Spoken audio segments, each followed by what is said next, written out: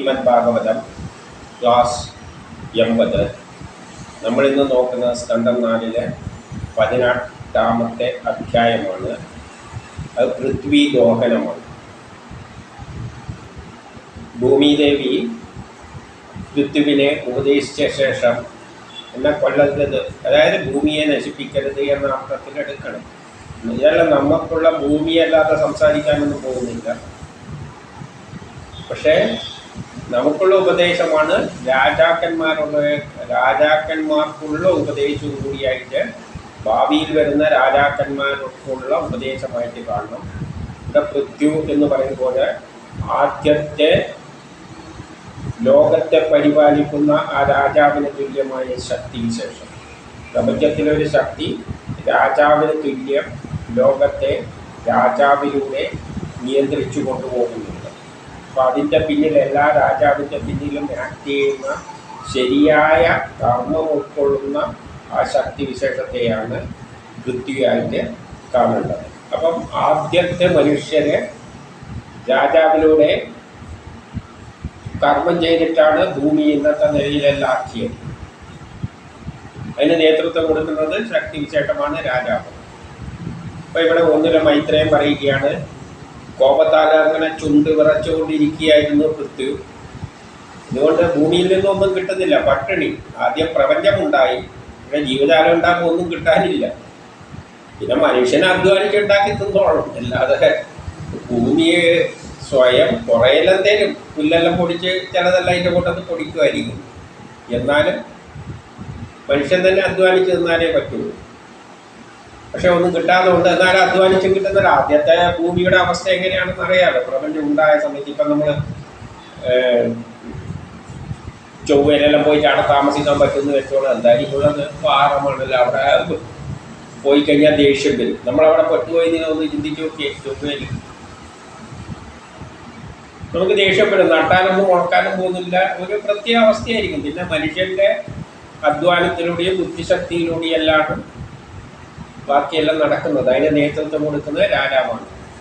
അപ്പം അദ്ദേഹത്തിന് ദേഷ്യം വന്ന് ചൂട്ട് കുറച്ചുകൊണ്ട് പൃഥ്വിനെ ഇപ്രകാരം നിന്ന പൃഥ്വിനെ ആ പ്രപഞ്ച രഹസ്യമെല്ലാം, കാരണം എല്ലാം ബ്രഹ്മത്തിൻ്റെയാണ്, ആരെയും കൊന്നിട്ടൊന്നും കാര്യമൊന്നുമില്ല എന്നുള്ള നിലയിൽ സ്തുതിച്ച ശേഷം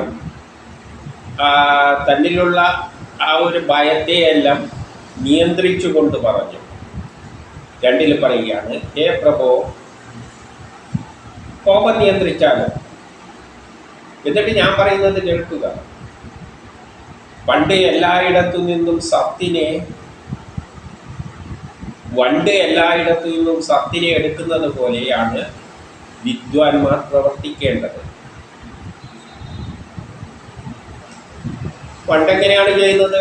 എല്ലായിടത്തും പോയിട്ട് കിട്ടുന്നിടത്ത് കുറച്ചൊക്കെ ഒന്നിച്ചൊന്നും കിട്ടുമൊന്നുമില്ല. പാടുപറ്റ് എല്ലായിടത്തും പോയി അവിടെ ഓരോ പൂവില്, ആ പൂവില് ചിലപ്പോൾ വേറെ വല്ലതും കവർന്നെടുത്ത് കൊണ്ടുപോയിട്ടുണ്ടാവും. ഇനി അവിടെ നിന്ന് കിട്ടുന്നതെല്ലാം എടുത്ത് ഇങ്ങനെയാണ് വിദ്വാൻമാർ പ്രവർത്തിക്കേണ്ടത്. അല്ലാതെ എല്ലാം ഉണ്ടാക്കിയിട്ട് ഇങ്ങ് തരുതൊന്നുമില്ല. ഭൂമി ഉള്ളത് എവിടെയാണെങ്കിലും പോയി ആദ്യം അഡ്ജസ്റ്റ് ചെയ്ത് അങ്ങനെയെല്ലാം അങ്ങ് ജീവിച്ച് പോകണം.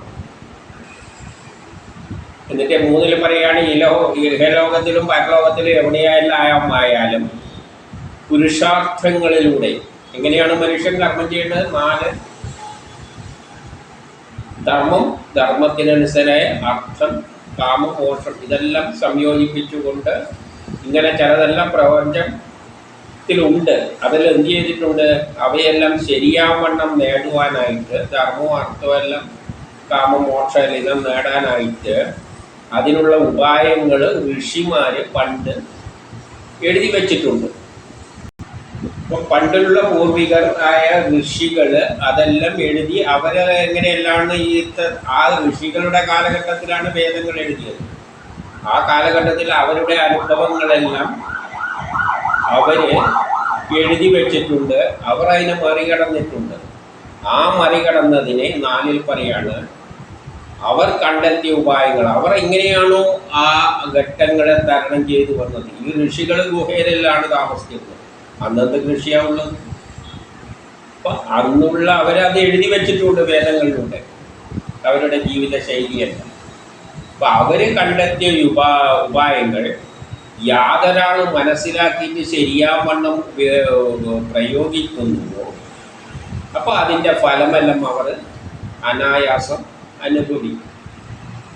അതായത് വേദങ്ങളിൽ ഓരോ കാലഘട്ടത്തിൽ രക്ഷപ്പെടേണ്ട വഴികളെല്ലാം അവർ എഴുതി വെച്ചിട്ടുണ്ട്, അവരത് പ്രയോഗിച്ചിട്ടുണ്ട്. അതായത് കാലത്തിന് യോജിച്ച തരത്തിൽ ആ കാലത്തിൽ അധ്വാനിച്ചിട്ട് ജീവിക്കണം. ഇന്നത്തെ കാലത്താണെങ്കിൽ മിഷനുണ്ട്, അന്ന് അതില്ല. അത് കാലത്തേക്ക് വേണ്ട തരത്തിൽ അവർ എഴുതി വെച്ചിട്ടുണ്ട്. അതിന് നമ്മൾ ഫോളോ ചെയ്യുകയാണെങ്കിൽ നിങ്ങൾക്ക് ഒരു പ്രയാസമില്ലാതെ ജീവിച്ച് മുന്നോട്ടേക്ക് പോകാം. എന്നിട്ട് എന്തു പറയുന്നു 5-ല്? അറിവില്ലാത്തവർ ഇതൊന്നും നോക്കാതെ ഋഷികൾ ഉപദേശിച്ചു തന്ന മാർഗങ്ങൾ, അവർ ഉപയോഗിച്ച വഴികൾ ഒന്നും മനസ്സിലാക്കാതെ കാര്യങ്ങൾ സ്വന്തം നിലയിൽ ചെയ്തു കഴിഞ്ഞാൽ അവർ പിഴച്ചു പോകും. അവർക്ക് സ്വന്തം നിലയിൽ ഇതൊന്നും പണ്ടുള്ളവർ ഉപദേശിച്ചു തന്നിട്ടുണ്ട്. ആ വഴികൾ ഉപയോഗിക്കണം. അവർ വഴികൾ കാണിച്ചു തന്നിട്ടുണ്ട് ഗ്രന്ഥങ്ങളിലൂടെ. ആ വഴിയിലൂടെ നിങ്ങൾ മനസ്സിലാക്കിയിട്ട് പോകണം, ഇല്ലെങ്കിൽ പിഴച്ചു പോകും. 6 അപ്പോൾ ഇതെല്ലാം ഭൂമി ഓരോ കാലഘട്ടത്തിൽ ഓരോ മനുഷ്യർ ജീവിക്കുന്ന തന്ത്രങ്ങളെല്ലാം ഭൂമി കണ്ടുകൊണ്ടിരിക്കുകയാണ്. എന്നിട്ട് 6 പറയാണ്, പണ്ട് ബ്രഹ്മാവിനാൽ സൃഷ്ടിക്കപ്പെട്ട ചില സസ്യജാലങ്ങൾ. പണ്ട് കാലത്ത് ബ്രഹ്മാവ് കുറച്ച് ചെടികളെല്ലാം, നേരത്തെ ഞാൻ പറഞ്ഞ പോലെ തന്നെ ചെറിയ ചെടികളെല്ലാം ബ്രഹ്മാവ് ഉണ്ടാക്കിയെടുത്തിട്ടുണ്ട്. ആദ്യം മനുഷ്യരെല്ലാം സൃഷ്ടിച്ചപ്പോൾ അതിൻ്റെ കൂട്ടത്തിൽ എന്തുണ്ട്? കുറേ ചെടികളെല്ലാം ഇങ്ങനെ തന്നാൽ ഇവരൊന്നും മനുഷ്യരൊന്നും കൃഷി ചെയ്യാതെ ബ്രഹ്മാവ് തന്നെ ചിലത് സൃഷ്ടിച്ചിട്ടിട്ടുണ്ട്. അപ്പം അന്നുള്ളവർ യജ്ഞങ്ങളൊന്നും ചെയ്തിട്ടില്ല. അപ്പോൾ ആദ്യത്തെ കാലത്തെ മനുഷ്യർ ഇതൊന്നും കൃഷി ചെയ്യാനൊന്നും പോയിട്ടില്ല എന്നർത്ഥം. കൃഷിയെല്ലാം പിൽക്കാലത്താണ് ഉണ്ടായത്. അവർ എന്ത് ചെയ്തു? ഇങ്ങനെ ബ്രഹ്മാവ് സൃഷ്ടിച്ചിട്ട പുല്ലുകളും മറ്റേതും എല്ലാം പറിച്ചു നിന്നിട്ട് അനുഭവിക്കുന്നത് ഞാൻ കണ്ടിട്ടുണ്ട്. അപ്പോൾ ആദ്യ മനുഷ്യർ അങ്ങനെയാണ്. അവർക്ക് അവിടെ കിട്ടുന്ന പുല്ലാണെങ്കിൽ പുല്ല് നിന്ന് എങ്ങനെയല്ലോ അവർ ജീവിച്ചു പോയിട്ടുണ്ട്. കാരണം അവർക്ക് യജ്ഞമൊന്നും ചെയ്യാൻ പറ്റിയിട്ടില്ല. കാരണം ആ കാലഘട്ടത്തിൽ അങ്ങനെ ബുദ്ധിയൊന്നും വികസിച്ചിട്ടുണ്ട്. ബുദ്ധിയെല്ലാം ഉണ്ടാവുമായിരിക്കും, എന്നാലും കൃഷിനെ പറ്റിയൊന്നും അറിയില്ല. അപ്പം കിട്ടുന്നത് എന്താണോ ഉള്ളത് അത് പറിച്ചു തിന്നു. എൻ്റെ 7 പറയുകയാണ്, ചില രാജാക്കന്മാർ, അത് ആദ്യകാലത്തുള്ള രാജാക്കന്മാരെന്ന് പറഞ്ഞാൽ കള്ളന്മാരെയൊന്നും നിർമ്മാർജ്ജനമൊന്നും ചെയ്തിട്ടില്ല. അന്നേരം രാജാവ് എന്ന് പറയുന്നത് പല ഗോത്ര തലവന്മാരെല്ലായിരിക്കും. കുറച്ച് ആളുണ്ടാവല്ലേ, ഒരു തലവനെ പിടിച്ച രാജാവുമാർ ഇരുത്തും. അവരെല്ലാം ചെയ്യുന്നത് കൊള്ളയടിക്കുകയാണ് ചെയ്യുന്നത്. നമുക്കറിയാം, ഗോത്ര കാലഘട്ടത്തിൽ രാജാക്കന്മാർ തന്നെ മറ്റവരുടെ എവിടെയെങ്കിലും പോയി വല്ലവിടത്തിൽ അവൻ്റെ പുല്ല് നിന്നുണ്ടാവും. അവിടെ പോയിട്ട് അവനെ കൊന്നിട്ട് അവൻ്റെ പുല്ല് തിന്നു. അത്തരത്തിൽ എല്ലായിരുന്നു. അപ്പോൾ ചില രാജാക്കന്മാർ കള്ളന്മാരെ നിർമ്മാർജ്ജനം ചെയ്യാതെയും യജ്ഞാദികൾ ചെയ്യാതെ അവർ ഒരു കർമ്മമൊന്നും ചെയ്തില്ല. വല്ലവരെ എവിടെയൊക്കെ ഉണ്ടെങ്കിൽ ഇങ്ങനെ നടക്കും. എവിടെയെങ്കിലും കിട്ടുമ്പോൾ പല പുല്ല് എന്തെങ്കിലും കിട്ടുന്നത് അതിനെല്ലാം എങ്ങനെയെല്ലാം അഡ്ജസ്റ്റ് ചെയ്തിട്ട് അങ്ങ് ജീവിക്കും. അപ്പം വേറൊരു വിഭാഗം അവരെ കൊന്നിട്ട് അവരുടെ അടുത്തുള്ള അവനാണ് കുറച്ച് സൂചിച്ച് കിടക്കുന്നുണ്ടെന്ന് പറഞ്ഞിട്ട് അവരെ കൊല്ലും, അവരെ കൊല്ലും. ഇങ്ങനെയാണല്ലോ ഗോത്ര കാലഘട്ടത്തിൽ കണ്ടത്. അപ്പോൾ അവർ യജ്ഞങ്ങളൊന്നും ചെയ്യുന്നില്ലേ. ഇതെന്ന് പറഞ്ഞാൽ പരസ്പരം കൊല്ലല്ലേ തന്നെയാണ്. കള്ളന്മാർ കൊന്നിട്ടാണല്ലോ, മറ്റവരെ കൊന്നിട്ടാണല്ലോ പിടിച്ചെടുക്കുക. അങ്ങനെയല്ല ആയപ്പോൾ, കള്ളന്മാരെ കൊണ്ട് ലോകത്ത് നിറഞ്ഞപ്പോൾ ഞാൻ സസ്യങ്ങളെ അകത്തേക്ക് വലിച്ചു. അപ്പോൾ എന്ത് പറ്റി? ഈ ഉള്ള മനുഷ്യർ യജ്ഞമൊന്നും ചെയ്യില്ല, പുതിയ നടുവൊന്നുമില്ല. എവിടെയെങ്കിലും പോയി കിട്ടുന്നിടത്ത് നിന്ന് പറിച്ചു തിന്നു. അപ്പം അങ്ങനെ പറിച്ചു തിന്നുമ്പോൾ വേറെ തന്നെ അന്വേഷിച്ച് നടക്കുമ്പോൾ ഇവരൊരു പുല്ല് പറിച്ചു നിന്നും പറ്റി ഇവിടെ വന്ന് ഇവരെ കൊന്നിട്ട് ഇവരുടെ അടുത്ത് നിന്ന് മോഷ്ടിച്ചിട്ട് അത് തിന്നു. അങ്ങനെ യജ്ഞമൊന്നും ചെയ്യാതെ കർമ്മമൊന്നും ചെയ്യാതെ മനുഷ്യർ തമ്മിൽ മോഷ്ടിച്ചെല്ലാം തിന്നുകൊണ്ട് നിന്നപ്പോൾ ഭൂമിദേവി സസ്യങ്ങളെ മുഴുവൻ ഭൂമിയിലേക്ക് വലിച്ചു എന്നാണ്. ഇവിടെ സസ്യങ്ങളൊന്നും ഇല്ലാതെയായി. പിന്നെ ഉള്ളതും കൂടി ഇവന്മാർ നിന്ന് തീർത്ത് പിന്നെ ഭൂമിയിൽ തിന്നാനും ഇല്ലാതെയായി. ആ അവസ്ഥയിലെത്തി. അത് ഭൂമിയിൽ താഴത്തേക്ക് വലിച്ചു എന്ന് വെറുതെ പറയുകയാണ്. കഥയിലാവുമ്പോൾ അങ്ങനെയെല്ലാം പറയല്ലോ. അതായത് കുറച്ച് പുല്ല് അവിടെ ഇവിടെയെല്ലാം ഉണ്ട്, പല പുല്ലോ എന്തെങ്കിലും തിന്നാൻ പറ്റുന്ന തരത്തിലുള്ള സസ്യങ്ങൾ ഉണ്ടായിരുന്നു. അതെല്ലാം ഇവന്മാർ പരസ്പരം മത്സരിച്ചിട്ടെല്ലാം തിന്നു തീർത്ത് പിന്നെ ഒന്നുമില്ലാതെയായി. പിന്നെ കെട്ടില്ല. അങ്ങനെ ഭൂമിയിലേക്ക് എട്ടിൽ പറയണം, അങ്ങനെ ഭൂമിയിലേക്ക് ഒളിച്ചുപോയ എണ്ണ ഈ സസ്യങ്ങളെല്ലാം ഭൂമിയിലേക്ക് പോയി അങ്ങനെ ഒരുമാതിരി ദ്രവിച്ച് കിടക്കുന്നത് പിന്നെയുള്ള പൂർവികന്മാർ ചില ആൾക്കാർ ബുദ്ധിമാന്മാർ എന്ത് ചെയ്തു, അതിനെ പിന്നെയും അതിൻ്റെ അകത്തുനിന്ന് അവരുടെ ഉപായത്താൽ എന്ത് ചെയ്തു, തിരികെ എടുത്തതുപോലെ അവരന്ന് എടുത്തതുപോലെ നീയും എന്ത് ചെയ്യണം, ഈ ഭൂമിക്കടിയിലുണ്ട് സസ്യങ്ങളെല്ലാം, അതെല്ലാം എടുത്ത് നീ എന്ത് ചെയ്യണം, അവരുപയോഗിച്ച ഉപായത്തിലൂടെ നീ അതിനെ പുനർജനിപ്പിക്കണം. അതായത് കൃഷിയെല്ലാം സ്വയം മനുഷ്യർ തന്നെ അധ്വാനിച്ചിട്ട് എവിടെയെങ്കിലും ചെടീൻ്റെ പുറ്റെല്ലാം വേരുകളും എന്തെല്ലാം കാണും, അതിനെല്ലാം എടുത്തിട്ട് വെള്ളമെല്ലാം നനച്ചിട്ട് മുളപ്പിച്ചിട്ട് ചെടികളെ കൃഷി അങ്ങനെ, അതായത് കൃഷി രീതിയിലേക്ക് മനുഷ്യർ കൃഷി ചെയ്യണം. ആദ്യത്തെ മനുഷ്യർ കൃഷിയൊന്നും ചെയ്തിട്ടില്ല, കിട്ടുന്നിടത്ത് അവിടെ ഇവിടെ ഓടി കടന്ന് നിന്നുകയായിരുന്നു. ഭൂമി അതോടുകൂടി തീർന്നു. പിന്നെ അതിൻ്റെ കുറ്റി പേരും എല്ലാം ഉണ്ടാവുമല്ലോ, കിഴങ്ങെല്ലാം ഭൂമിയിലടിയിൽ ഉണ്ടാവുമല്ലോ, അതെല്ലാം ഭൂമിയിലടിയിലുണ്ട്. അപ്പോൾ എന്ത് വേണം, മനുഷ്യൻ തന്നെ പോയി ഇതെല്ലാം മാന്തി എടുത്ത് അതിൻ്റെ കിഴങ്ങെല്ലാം നട്ട് വെള്ളമെല്ലാം നനച്ച് കൃഷി ചെയ്ത് കഴിഞ്ഞാൽ ആ ഉപായത്തിലാണ് നിങ്ങളുടെ പൂർവികത ചെയ്തത്. അതുപോലെ തന്നെ നീ എന്ത് ചെയ്യണം, ഭൂമിക്കടിയിൽ ഇതെല്ലാം ഉണ്ട്, അതിനെല്ലാം മാന്തി എടുത്തിട്ട് എങ്ങനെയെല്ലാം അവർ ഉപയോഗിച്ച വഴിയിലൂടെ നീ കൃഷി ചെയ്ത് പുറത്തേക്ക് എടുക്കണം. എന്നിട്ട് 9:10 പറയുന്നു. അപ്പോൾ 9:10 പറയുകയാണ്, അങ്ങ് വലിയ പരാക്രമശാലിയാണല്ലോ, വില്ലെല്ലാം എടുത്തിട്ടല്ലേ നിന്നത്, വീരനുമാണ്. അങ്ങ് എന്ത് ചെയ്യണം, അങ്ങനെ ജീവജാലങ്ങൾക്കെല്ലാം വേണ്ടിയിട്ടാണല്ലോ ഈ പാടുപെടുന്നത്. ഇച്ചക്കൊത്ത വണ്ണം അവർ ആഗ്രഹിക്കുന്ന തരത്തിലും ഭക്ഷണം നേടിക്കൊടുക്കുന്നതിന് വേണ്ടിയിട്ട് കറവക്കാരനെയും പൈക്കിടാവിനെയും കറവ് പാത്രത്തെയും എനിക്കായി എടുക്കുക.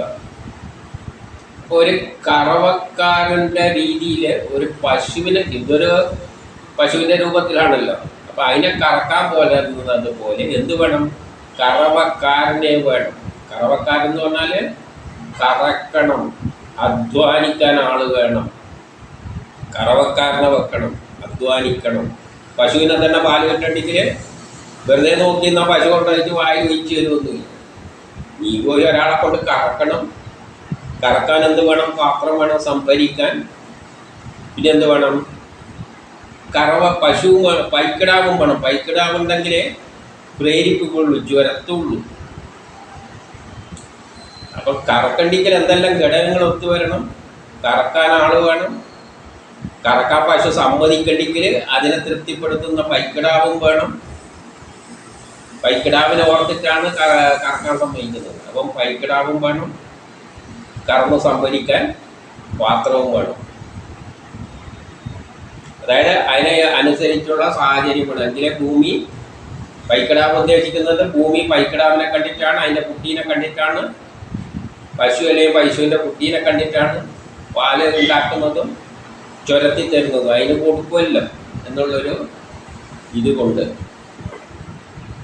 അപ്പോൾ ഇത്രയും ഘടകങ്ങൾ ഒത്താലേ നമുക്കൊന്ന് കിട്ടുള്ളൂ, എല്ലാം കിട്ടുകയുള്ളൂ. എന്നിട്ട് 11 പറയുന്നു,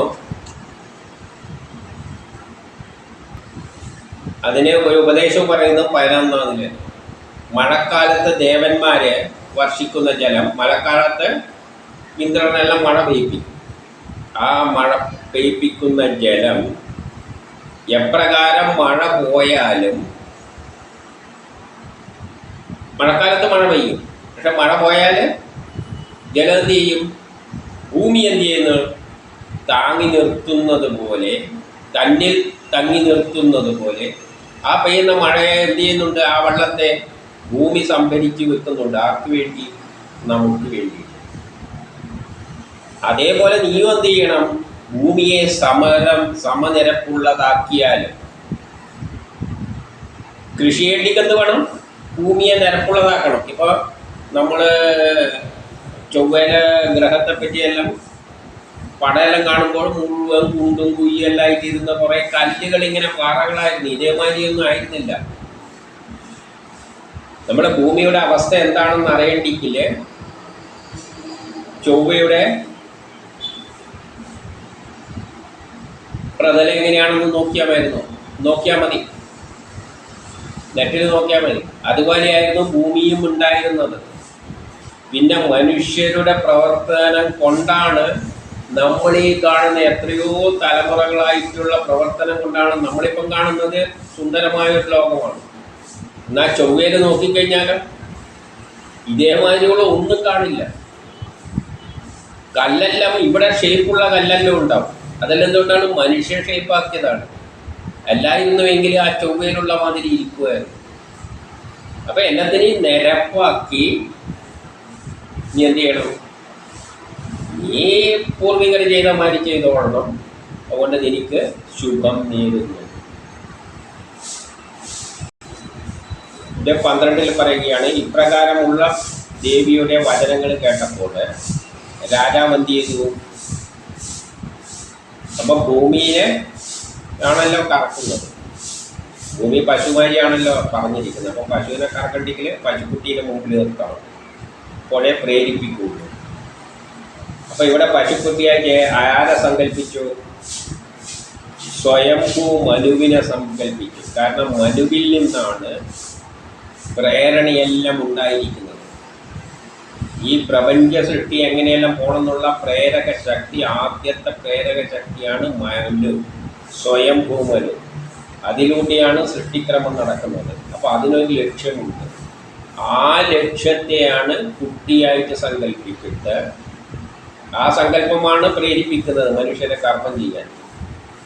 പശുവിനെ കറക്കാൻ, പാലുണ്ടാക്കാൻ പ്രേരിപ്പിക്കുന്ന പശുക്കുട്ടി എന്ന പോലെ ഭൂമിയെ കറക്കാൻ ഈ മനുവിലൂടെയാണ് വംശപരമ്പര ഉണ്ടായിരിക്കുന്നത്. അതിനൊരു പ്ലാനുണ്ട്. ആ പ്ലാനാണ് പ്രേരക ശക്തിയായി കണ്ടുകൊണ്ട് കൈത്തലത്തിൽ പാത്രം വേണമല്ലോ, അതുകൊണ്ട് കൈ കൊണ്ട് എന്തിനെ കറന്നെടുത്തു? സസ്യങ്ങളെ കറന്നെടുത്തു. അപ്പം ആദ്യം സസ്യങ്ങളാണ് കൃഷി ചെയ്ത് ഉണ്ടാക്കിയത്. ഇനി 13 അങ്ങനെ 13 പറയുന്നത്, രാജാവത് ചെയ്തപ്പോൾ അല്ലെ രാജാവിനാൽ പ്രേരിതമായിട്ട് മറ്റുള്ള വിവേകികളായ ജനങ്ങളും എന്ത് ചെയ്തു?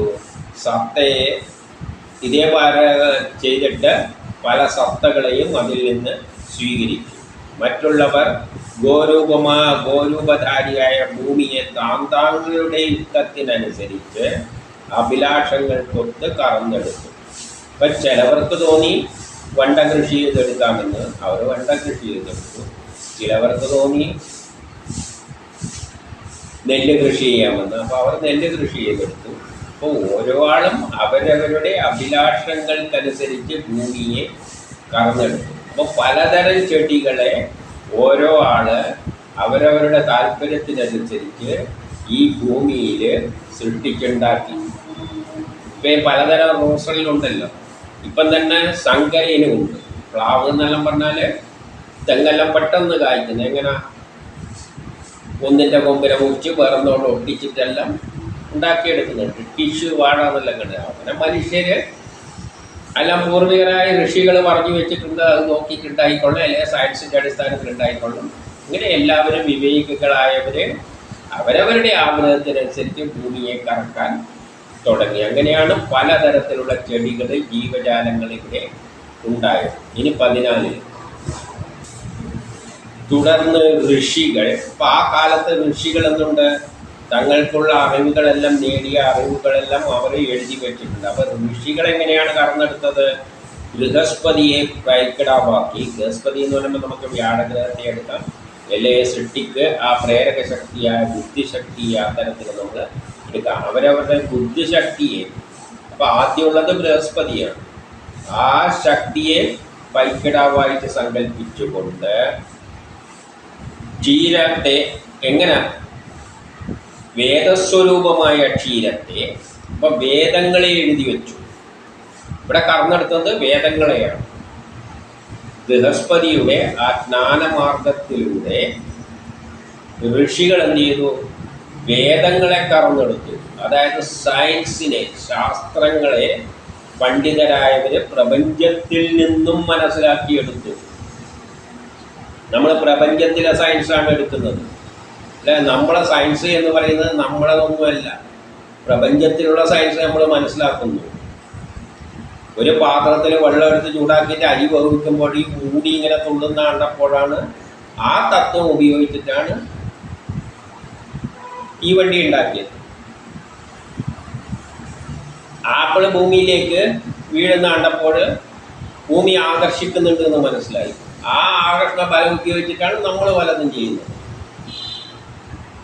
പ്രപഞ്ചത്തിലുള്ള ശാസ്ത്രങ്ങളെയാണ് അതിനാണ് വേദങ്ങൾ എന്ന് പറയുന്നത്. അപ്പം ശാസ്ത്രങ്ങളെ കറന്നെടുത്തു ജ്ഞാനമുള്ള ആൾക്കാർ പ്രപഞ്ചത്തെ മനസ്സിലാക്കിക്കൊണ്ട് ബൃഹസ്പതിയെ പൈക്കിടാവായിട്ട് സങ്കല്പിച്ചുകൊണ്ട് ജ്ഞാനത്തെ മുഴുവൻ, ഇവിടെയുള്ള പ്രപഞ്ചത്തിൻ്റെ പിന്നിലുള്ള ജ്ഞാനത്തെ മുഴുവൻ കറന്നെടുത്തു. അതാണ് വേദങ്ങൾ. എന്നിട്ട് എങ്ങനെ ഇന്ദ്രിയങ്ങളാകുന്ന പാത്രത്തിൽ കറന്നെടുത്തു. പാത്രം ഏതാണ്? ജ്ഞാനം എവിടെയാണ് എടുക്കുക? ബുദ്ധി, വാക്ക്, മനസ്സ്, ഇങ്ങനെയുള്ള ബുദ്ധിയിലൂടെ, മനസ്സിലൂടെ, വാക്കിലൂടെ. ബുദ്ധിയിലൂടെയെല്ലാം മനസ്സിലാക്കിയിട്ട് നമുക്ക് വാക്കായിട്ട് വേദങ്ങളിലൂടെ എഴുതി തന്നു, പറഞ്ഞു തന്നു, ഉരുവിട്ട് തന്നു. അതായത് സയൻസിലെ ശാസ്ത്രങ്ങളെ ഋഷികളെ പോലെയുള്ള പണ്ഡിത ശാസ്ത്രജ്ഞർ കറന്നെടുത്തു. ബുദ്ധിയിലൂടെയാണ്, ബുദ്ധിയാകുന്ന മനസ്സാകുന്ന ആ പാത്രത്തിലാണ് കറന്നെടുത്തിട്ട് വാക്കിലൂടെ വേദമായിട്ട് എഴുതി തന്നു. ഇനി 15 ഇതിൻ്റെ ദേവതകൾ 15 പറയാം. ദേവതകൾ ഇന്ദ്രനെ പൈക്കിടാവാക്കി. അപ്പം എല്ലാ കർമ്മത്തിൻ്റെ പിന്നിലും പ്രവർത്തിക്കുന്ന വസ്തുക്കളെ ദേവന്മാരായിട്ടും അതിനെ ഏകോപിപ്പിക്കുന്ന, അതിൻ്റെ പിന്നിൽ പ്രവർത്തിക്കുന്ന ശക്തി വിശേഷമാണ് ഇന്ദ്രൻ എന്ന് നമ്മൾ മനസ്സിലാക്കി. ആ ഇന്ദ്രനെ പൈക്കിടാവാക്കി.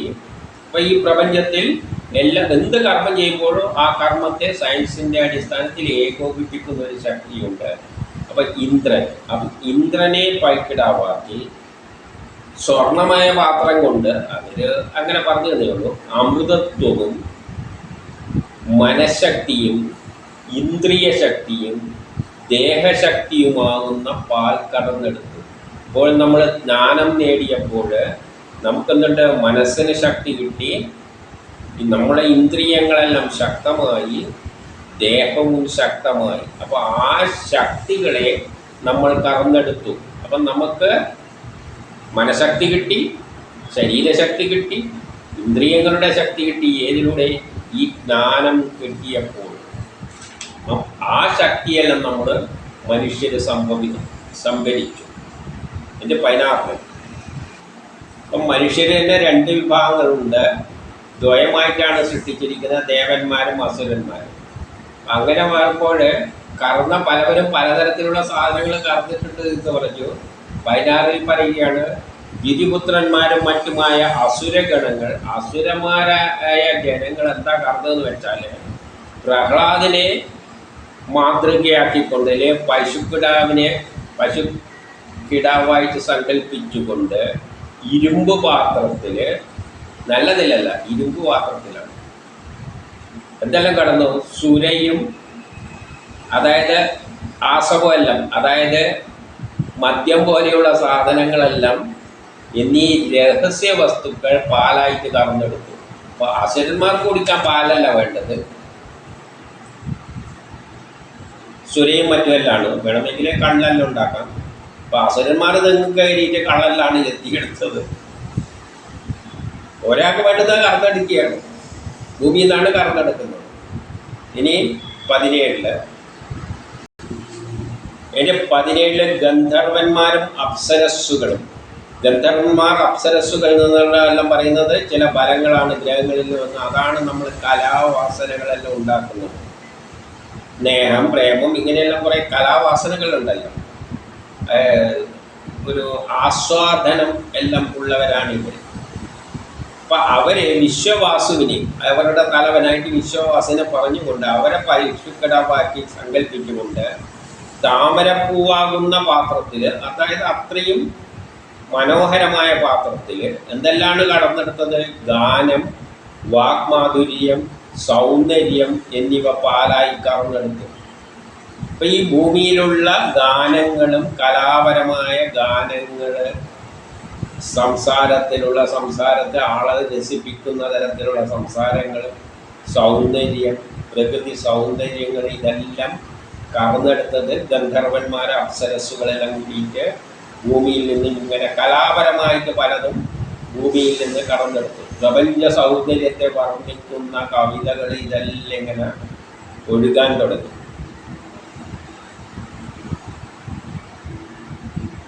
പഴട്ടിൽ പറയാണ്, പിതൃക്കൾ അതായത് പഴഞ്ഞ തലമുറക്കാര് ആര്യമാവിനെ പശുക്കുട്ടിയായി കണ്ടുകൊണ്ട്, അപ്പോൾ അതെല്ലാം വേറൊരു തരത്തിലെ കലാപരമായ കാര്യങ്ങളാണ്. അവര് പശുക്കുട്ടിയായി മൺപാത്രത്തിൽ എന്താണ് കവർന്നെടുത്തതെന്ന് പറഞ്ഞാൽ കാവ്യത്തെ പാലായി കവർന്നെടുത്തു. കാവ്യങ്ങളെ പാല് രൂപത്തിൽ കവർന്നെടുത്തു. ഇനി 19 പറയുന്ന സിദ്ധന്മാരായ ആൾക്കാര് കപിലമുനിയെ പശുക്കുട്ടിയായിട്ട് സങ്കല്പിച്ചുകൊണ്ട് അഷ്ടസിദ്ധികളും വിദ്യാധാരികളുമായി ആകാശമാകുന്ന പാത്രത്തിൽ ആകാശഗമനാദി വിദ്യകൾ കവർന്നെടുത്തു. ആകാശഗമനാദി വിദ്യകൾ കവർന്നെടുത്തു. ആകാശത്തിലൂടെ സഞ്ചരിക്കുന്ന വിദ്യകൾ, ബഹിരാകാശത്തേക്കെല്ലാം പോകേണ്ട ആകാശമാകുന്ന പാത്രത്തിലാണ്. അപ്പം നമുക്ക് ബഹിരാകാശത്തിൽ പോകാനും അവിടെ താമസിക്കാനും അല്ലെങ്കിൽ ആകാശത്തിലൂടെ സഞ്ചരിക്കാനും എല്ലാം ഉള്ള അതാണ് ആ പാത്രം. ആകാശത്തിലൂടെയാണല്ലോ പാത്രം സംഭരിക്കുന്ന സ്ഥലമാണ്. അപ്പോൾ സിദ്ധന്മാരായ ആൾക്കാർ അങ്ങനെ കുറതെല്ലാം സംഘടിപ്പിച്ചു. അതിലെന്തും ആത്മീയവും വരാം. കാരണം ആകാശത്തിലേക്ക് ബ്രഹ്മസാക്ഷാത്കാരം കിട്ടിയാൽ അങ്ങ് ബ്രഹ്മമായിട്ട് പോവുകയാണല്ലോ. ബ്രഹ്മം എന്ന് പറഞ്ഞാൽ ഈ പ്രപഞ്ചം എല്ലാം കൂടി ആകാശം എല്ലാം കൂടിയ സംഗതിയാണ്. അപ്പം സിദ്ധന്മാരായ അവരാരെ കപിലമുനിയെ പൈക്കിടമായിട്ട് സങ്കല്പിച്ചുകൊണ്ട് എന്തെല്ലാം സ്വീകരിച്ചു? ആകാശമാകുന്ന പാത്രത്തിൽ ആകാശഗമനാദികളായ എല്ലാം കവർന്നെടുത്തു.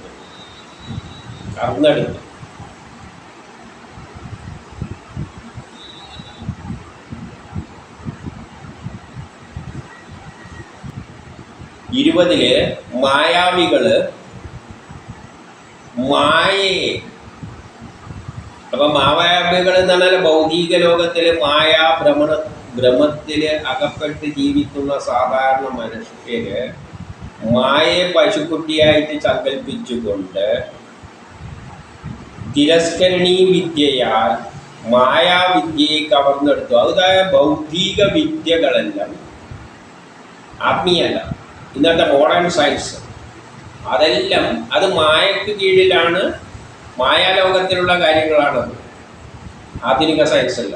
അതെല്ലാം അങ്ങനെയുള്ള മായാവികളായ ആൾക്കാർ അതെല്ലാം കവർന്നെടുക്കും.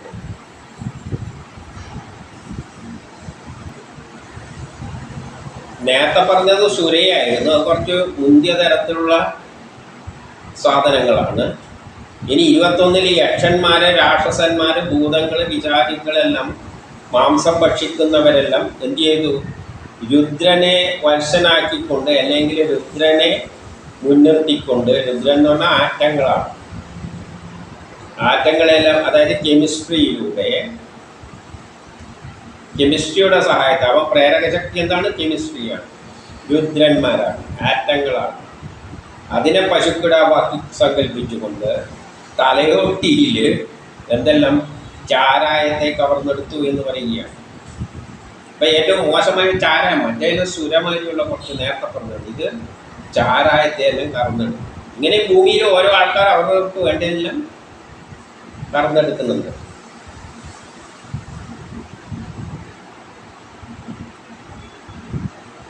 ഇനി 22 സർപ്പങ്ങളും തേൾ മുതലായ ജീവികൾ അതുമെല്ലാം കറന്നെടുക്കുന്നുണ്ട്. മനുഷ്യര് മാത്രമൊന്നുമല്ല. അപ്പം സർപ്പങ്ങളും തേള് മുതലായവയെല്ലാം തക്ഷൻ എന്ന് പറഞ്ഞാൽ പ്രപഞ്ചം ഉണ്ടാകുമ്പോഴും മുഴുവൻ പാമ്പുകൾ എനർജിയായിരുന്നല്ലോ, ഊർജ്ജമായിരുന്നല്ലോ പ്രവഹിച്ചിരുന്നത്. അതിനെയാണല്ലോ പാമ്പായിട്ട് ചിത്രീകരിച്ചത്. അതാണല്ലോ തക്ഷനായിട്ട് എടുക്കുന്നത്. തക്ഷനെ മുൻനിർത്തിക്കൊണ്ട് വായാകുന്ന പാത്രത്തിൽ, അപ്പോൾ പാമ്പിൻ്റെ വായിലാണല്ലോ വിഷമുള്ളത്, വിഷത്തെ കറന്നെടുത്തു. അപ്പം അങ്ങനെ ജീവജാലങ്ങളുടെ വായിലെല്ലാം വിഷം അവർ കറന്നെടുത്തിട്ട് സൂക്ഷിച്ചു വെച്ചിട്ടുണ്ട്.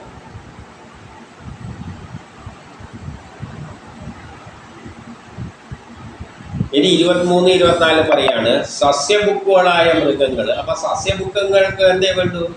ചെടികളെല്ലാണ് വേണ്ടത്, പുല്ലെല്ലാണ് വേണ്ടത്. അതെങ്ങനെയാണ് കറന്നെടുത്തത്? ശിവന്റെ കാളയെ മുൻനിർത്തിക്കൊണ്ട്, ശിവന്റെ കാളയാണ് ഏറ്റവും ആദ്യമുള്ളത്. അപ്പോൾ അതിനെ പൈക്കിടാവായി അതിനെ സങ്കല്പിച്ചുകൊണ്ട്, അതിനെ വത്സനാക്കിക്കൊണ്ട്, അതിൽ വിശ്വാസം അർപ്പിച്ചുകൊണ്ട്, അതിനെ നേതാവായി എടുത്തുകൊണ്ട് വനമാകുന്ന പാത്രത്തിൽ, അന്ന് ആദ്യം മുഴുവൻ വനമായിരുന്നല്ലോ, ആ വനമാകുന്ന പാത്രത്തിൽ നിന്നും പച്ചപ്പുല്ലുകൾ കവർന്നെടുക്കും. അപ്പം സസ്യപശുക്കൾ കാട്ടു പോകും, അവിടെ പോയിട്ട് വനത്തിൽ നിന്ന് പുല്ലെല്ലാം ഉണ്ടെങ്കിൽ അത് പറിച്ച് നിന്ന് അതങ്ങ് കവർന്നെടുത്തുകൊണ്ടിരിക്കുകയാണ്. മാംസമുക്കുകളായ മൃഗങ്ങൾ സിംഹത്തെ വത്സനാക്കിക്കൊണ്ട്, ഇപ്പം മാംസമുക്കുകളെല്ലാം അതിൻ്റെ തലവൻ ആരായിട്ട് സങ്കല്പിച്ചു? സിംഹം. മാംസത്തെയും കറന്നെടുത്തു. അതിന് വേണ്ട മാംസങ്ങളെല്ലാം കാട്ടിൽ പോയാൽ ഈ പുല്ലിൽ നിന്ന് അവനെ പിടിച്ചിട്ട് അവരും കവർന്നെടുത്തു.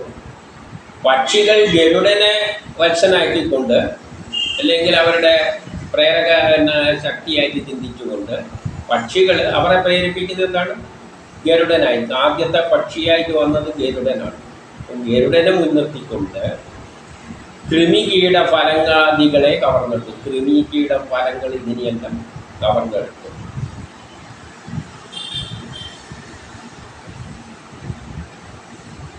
ഇനി 25 പറയാണ് വൃക്ഷങ്ങളാണെങ്കിൽ, വൃക്ഷത്തിൽ ആദ്യത്തെ മരം എന്തായിട്ട് പറയാം?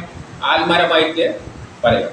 ആൽമരത്തെ വത്സനാക്കിയിട്ട്, അല്ലെ അതിനെ മുൻനിർത്തി അതിനെ ഗുരുവായി സങ്കല്പിച്ചുകൊണ്ട് ഉൾനീരാവുന്ന പാലിനെ കവർന്നെടുത്തു. അപ്പോൾ വൃക്ഷത്തിൻ്റെ അകത്തുനിന്നുകൊണ്ട് നീര് കവർന്നെടുക്കും. ഭൂമിയിൽ നിന്ന് നീരിങ്ങനെ വലിച്ചെടുക്കുന്നുണ്ടല്ലോ. ചെടി വലിച്ചെടുക്കുന്ന എന്താണ്? നീരാണ്. ദ്രവരൂപത്തിലാണ് വലിച്ചെടുക്കുന്നത്. അപ്പം നീരിനെ കവർന്നെടുത്തു. എവിടെ നിന്ന്? ഭൂമിയിൽ നിന്ന്. മരം ഭൂമിയിൽ നിന്ന് വെള്ളരൂപത്തിലാണല്ലോ വലിച്ചെടുക്കുന്നത്. അപ്പം ഭൂമിയിൽ നിന്ന് നീര് രൂപത്തിൽ വൃക്ഷങ്ങൾ കവർന്നെടുത്തു.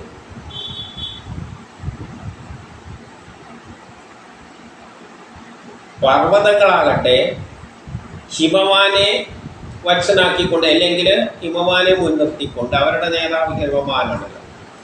താഴ്വരകളിൽ അതിൻ്റെ താഴ്വരകൾ എന്ത് ധാതുക്കളെ കറന്നെടുത്തു. അപ്പം പർവ്വതത്തിൻ്റെ അടിയിലെല്ലാം എന്തുണ്ട്? ധാതുക്കളെ സംഭരിച്ചു വെച്ചിട്ടുണ്ട്. ഇനി 26 എല്ലാവരും സ്വവർഗത്തിൽ പ്രമുഖനെ വത്സനാക്കിക്കൊണ്ട്, അപ്പം എല്ലാവരും അവരവരുടെ വർഗത്തിലെ, പക്ഷിയാണെങ്കിൽ പക്ഷീൻ്റെ തലവത്തെ ഏറ്റവും പ്രധാനപ്പെട്ട ആരാണ്? ഗരുഡൻ. അങ്ങനെ ഓരോ ആളും ഓരോ ജീവജാലങ്ങളും അവരുടെ നേതാവിനെ, അവരുടെ അവരിൽ ഏറ്റവും ശ്രേഷ്ഠനായിരിക്കുന്നവനെ, അതവരുടെ രാജാവിന് സമ്മാനമാണ്. രാജാക്കന്മാരാണ് കവർന്നെടുക്കുന്നത്, രാജാക്കന്മാരാണ് പ്രേരിപ്പിക്കുന്നത്. അപ്പം ഇവരെല്ലാം അവരവരുടെ ഏറ്റവും തലമുതിർന്ന സംഗതിയെ വത്സനാക്കിക്കൊണ്ട് അവരവർക്ക് യോജിച്ച പാത്രങ്ങളിൽ ഭൂമിയിൽ നിന്നും വയസ്സിനെ കവർന്നെടുത്തു. അപ്പോൾ ഓരോ ജീവജാലങ്ങൾ അവർക്ക് വേണ്ട ഭൂമിയിൽ നിന്നും കവർന്നെടുത്തു.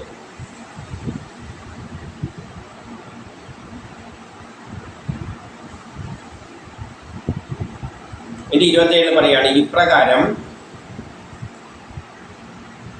ഭക്ഷ്യം ലഭിക്കുവാൻ വേണ്ടി അവരവരുടെ ഭക്ഷ്യം തേടിക്കൊണ്ട് നടന്ന പൃഥ്വി മുതലായവർ തങ്ങൾക്കുള്ള പ്രമുഖ ഭക്ഷ്യവസ്തുക്കൾ, നമുക്ക് വേണ്ട പ്രധാനപ്പെട്ട നല്ല നല്ല വസ്തുക്കൾ വ്യത്യസ്തമായ കറവ പശുക്കൾ മുതലായവയുടെ വ്യത്യാസത്തോടെ, കറക്കുന്ന പശുവിലും വ്യത്യാസമുണ്ട്, പശുക്കുട്ടിയിലും വ്യത്യാസമുണ്ട്,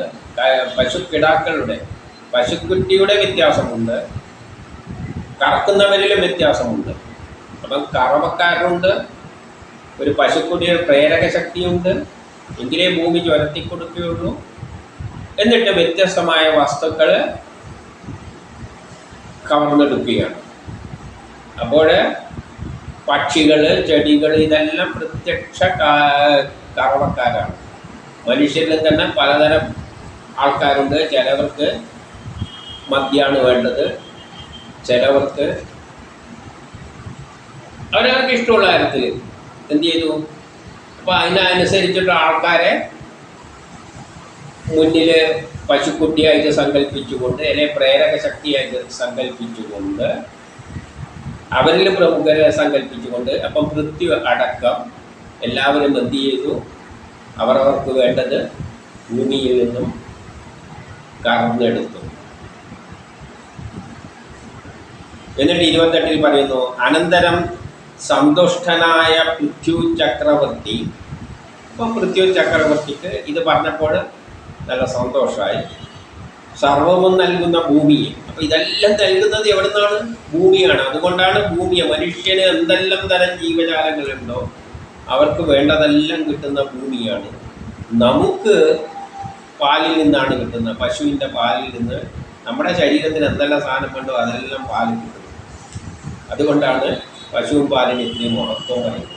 അതുപോലെയാണ് ഭൂമി ഈ ലോകത്തിലെ എല്ലാ ജീവജാലങ്ങൾക്കും വേണ്ടതെല്ലാം നൽകുന്നത്. കറന്നെടുത്താൽ മതി. അതുകൊണ്ടാണ് പശുവായിട്ട് ഉപമിച്ചിരിക്കുന്നത്. അല്ലാതെ ഭൂമി പശുവല്ല, പശുവിൻ്റെ രൂപം ധരിച്ചിട്ടും ഇല്ല.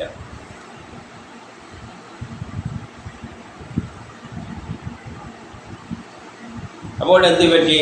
സ്നേഹത്താൽ. അപ്പം ഭൂമിക്ക്, പൃഥ്വിന് ഭൂമിയോട് വളരെ സ്നേഹം തോന്നി.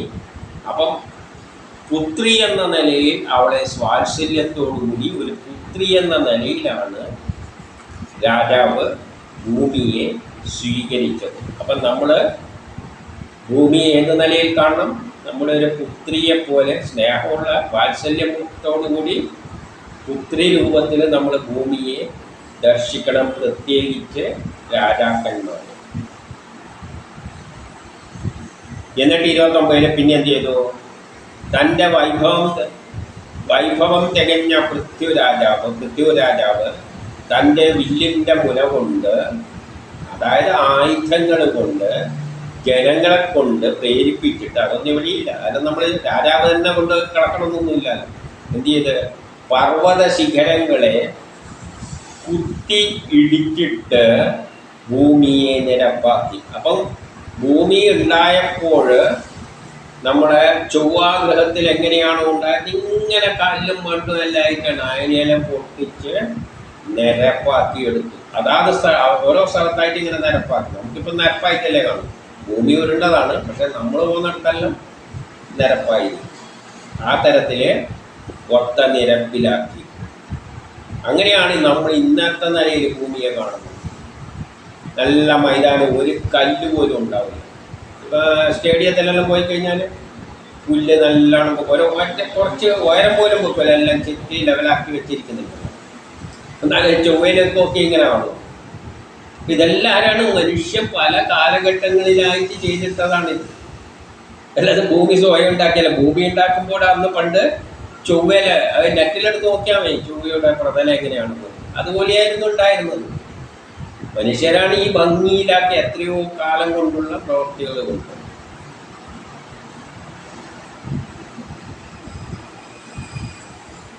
പിന്നെ 30-31 പിന്നെ പൃഥ്വി പ്രജകളുടെ ഉപജീവന മാതാവായ പിതാവായി വർത്തിച്ച് ഈ ഭൂമണ്ഡലത്തിൽ അവിടെ അർഹതപ്പെട്ട പട്ടണങ്ങളും കോട്ടകളും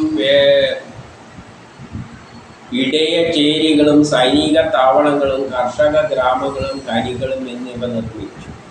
അങ്ങനെ ആ കാലഘട്ടം മുതൽ ഓരോ കാലത്തിൽ ഓരോ ദേശത്തുള്ള രാജാക്കന്മാരുടെ നേതൃത്വത്തിന് ലോകത്തെ ഒരു ഭരണകർത്താവിൻ്റെ നേതൃത്വത്തിലൂടെയാണ് ഈ ലോകം ഇങ്ങനെ മാറ്റിയെടുക്കുന്നത്. അല്ലാതെ ഓരോ മനുഷ്യനും സ്വയം എടുത്തു പോയി ചെയ്യുന്നതല്ല. ഓരോ കാലഘട്ടത്തിലും അവരുടേതായ ഭരണകർത്താക്കളുണ്ട്. അതാണ് രാജാക്കന്മാരായി ചിത്രീകരിക്കുന്നത്. ആ രാജാക്കന്മാരെ സൃഷ്ടിക്കുന്നതും ആ പ്ലാൻ അനുസരിച്ചാണ്. ആ പ്ലാൻ അനുസരിച്ച് പ്രേരിപ്പിക്കുന്ന ശക്തി വിശേഷത്തെ പൃഥ്വി രാജാവായി സങ്കല്പിക്കണം ആദ്യം മുതലേയുള്ള. അപ്പോൾ ഏതോ ഒരു ശക്തി വിശേഷം പ്രപഞ്ച പ്ലാൻ, ഇങ്ങനെ ഒരു പ്ലാൻ അനുസരിച്ചാണ് പ്രപഞ്ചം ഇങ്ങനെ പുരോഗമിച്ച് വരുന്നത്. അപ്പം അതാത് കാലത്ത് ഓരോ രാജാക്കന്മാരെ സൃഷ്ടിച്ചിട്ട് ഓരോ കാലഘട്ടത്തിലൂടെ പുരോഗതി പ്രാപിപ്പിച്ചു കൊണ്ടാണ് ഇങ്ങനെ ഇന്ന് കാണുന്ന പട്ടാള കേന്ദ്രങ്ങളും കർഷക ഗ്രാമങ്ങളും ഖനികളും എല്ലാം രൂപപ്പെട്ടിരിക്കുന്നത്. ഇടയചേരികളും വേടചേരികളും പിന്നെ പട്ടണങ്ങളും കോട്ടകൊത്തളങ്ങളും എല്ലാം അത്തരത്തിൽ ഉണ്ടായതാണ്.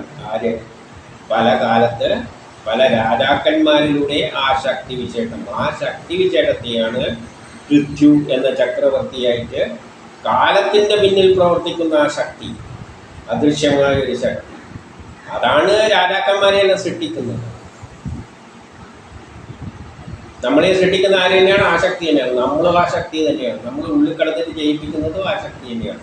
രാജാവിൻ്റെ മുന്നിലും ഇതേമാതിരി. അപ്പോൾ ഒരു രാജാവ് എന്നൊരു സ്ഥാനം, ഭരണാധികാരി എന്നൊരു വ്യവസ്ഥിതിയിലൂടെയാണ് ലോകം ഈ അവസ്ഥയിലേക്ക് മാറുന്നത്.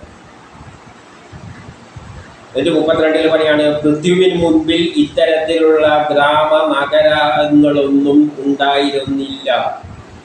അതായത് ഈ ഒരു രാജപരമ്പരയിലൂടെയാണ്, ഒരു ഭരണ സംവിധാനത്തിലൂടെയാണ് ഭൂമിയിൽ ഈ സംവിധാനങ്ങൾ ഉണ്ടായത്. അതില്ലാത്തത് കൊണ്ടാണ് ചൊവ്വയിലെല്ലാം ഇപ്പോൾ ഇങ്ങനെയായി മാറിയിരിക്കുന്നത്. കുണ്ടും കുഴികളെല്ലായിട്ട്, കുന്നുകളെല്ലായിട്ട്.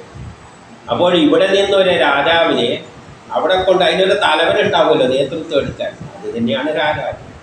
അപ്പം മനുഷ്യൻ ചിലപ്പോൾ നാളെ ചൊവ്വയിൽ പോയി താമസിക്കുന്നുണ്ടെങ്കിൽ ഈ പൃഥ്വി എന്ന പ്രേരക ശക്തി മനുഷ്യരെ പ്രേരിപ്പിച്ചിട്ട് ചൊവ്വയിലെത്തിച്ചിട്ട് അവരിലൂടെ അവിടെ ഒരു നേതാവിനെ സൃഷ്ടിച്ചിട്ട് അവൻ്റെ നേതൃത്വത്തിൽ അവിടെ കൃഷിയും ചെയ്യും, എല്ലാം ചെയ്യും. അപ്പം നിരപ്പാക്കും, ഇതെല്ലാം ചെയ്യുന്നതാണ് പറഞ്ഞുകൊണ്ട് വരുന്നത്. ഇതിനെല്ലാം നേതൃത്വം കൊടുക്കാൻ ചില വ്യക്തികളെ ആ കാലഘട്ടം ഉണ്ടാക്കിയെടുക്കുന്നുണ്ട്.